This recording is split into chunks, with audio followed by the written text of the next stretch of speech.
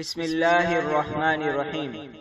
Video پسند آئے تو سبسکرائب کریں، بیل آئیکن کو کلک کریں اور لائک اور کمنٹس کریں اور شیئر کرنا مت بھولیں۔ جزاک اللہ خیرا۔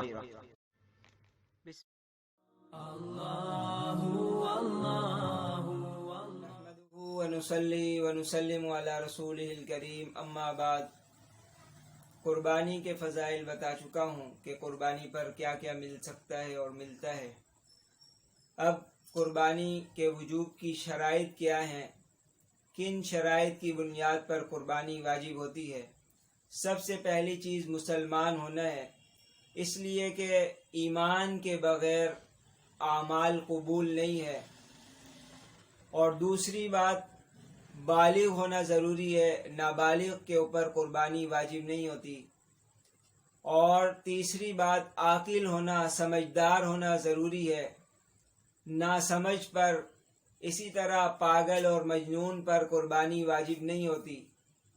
اسی طرح مالدار ہونا ضروری ہے، یعنی صاحب نصاب ہونا ضروری ہے، ورنہ اس کے اوپر قربانی واجب نہیں ہوتی۔ اسی طرح مقیم ہونا ضروری ہے، جو شرعی سفر میں ہو ایسے آدمی پر بھی قربانی واجب نہیں ہوتی۔ تو قربانی واجب ہونے کے لیے مسلمان ہونا، بالغ ہونا، عاقل ہونا، مالدار یعنی صاحب نصاب ہونا، اور اس کے علاوہ مقیم ہونا ضروری ہے، ورنہ قربانی کا وجوب نہیں ہوگا۔ بچہ ہے، اس کی طرف سے اگر بڑے کرنا چاہیں تو اچھی باتیں کی جائے، لیکن یہ نفلی ہوگی، اس کے اوپر واجب نہیں ہوتی۔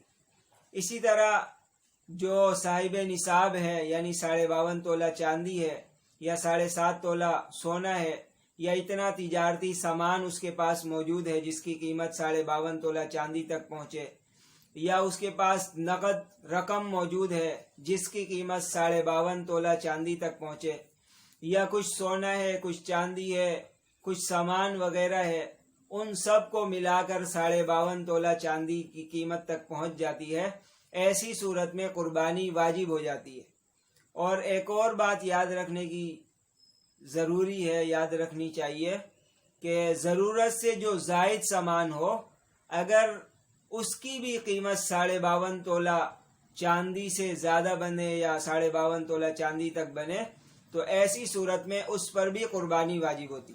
تو جو ضرورت سے زائد سامان ہوتا ہے اس پر زکوٰۃ تو واجب نہیں ہوتی، لیکن اس کے اوپر قربانی واجب ہوتی ہے۔ اللہ تعالی ہم سب کو قربانی کے مسائل سیکھ کر اس کے مطابق عمل کرنے کی توفیق عطا فرمائے۔